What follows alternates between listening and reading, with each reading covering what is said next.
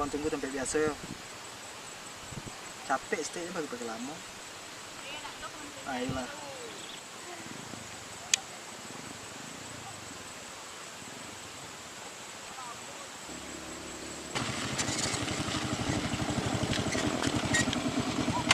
Manga galak-galak ya.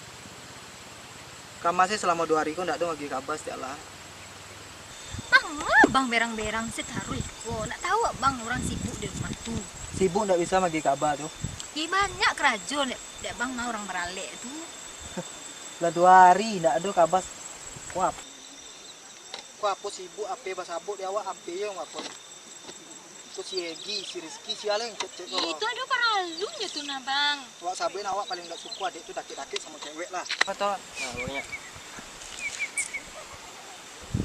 Nah, kau ada lihat lo. Tak karik kapal lo, apa gitu? Kau ulang. Ah, iyalah. Nah. Kurang mah. Nampan ke bawah stek. Ah, iyalah. Nah, lah. Tuh lo. Kalau dari dulu abang ngecek mah, abang tuh paling ndak suka kalau adik itu dakik sama cowok-cowok lain kan. Itu makanya abang tuh dalam sebuah hubungan sama abang yang perlu tuh saling percaya. Aku ndak abang mengikang-ikang hidup adik sih. Adik gue butuh hidup sama abang. Jadi kalau yang percaya harus bully aja adik itu dakik sama orang lain, abang ndak terima tuh nak. Nggak pandai adik ngecek deh abang lima deko kok. Pokoknya ndak. Jadi kalau saling percaya, adik bebas aja chat sama cowok-cowok lain. Ndak, pokoknya abang ndak mengizinkan adik dekat sama cowok-cowok lain. Berkawan apapun alasan abang ndak keterima. Pokoknya cowok yang bully dakik sama adik cuma abang aja ndak. Kok mau deko bunuh sama adik. Wih, kok mantap langsung ke Facebook kok. Banyak cewek ya kan. Wih, kok mantap lo kok mah. Ndak ke foto lo. Woi, tunggu.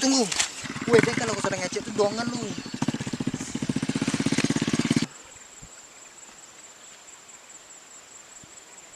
Itu mangga orang tuh. Oh iya mah, mangga ya. Tuh kita lihat lah, mau turun situ.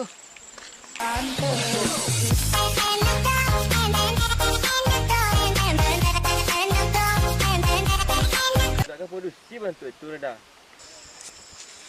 Mangga tadi tu ni. Tak ada, mangga dah. Kayaknya memang gitu ya mah. Oh, nak bunuh laki-laki dia tu dipertahankan. This is all it takes.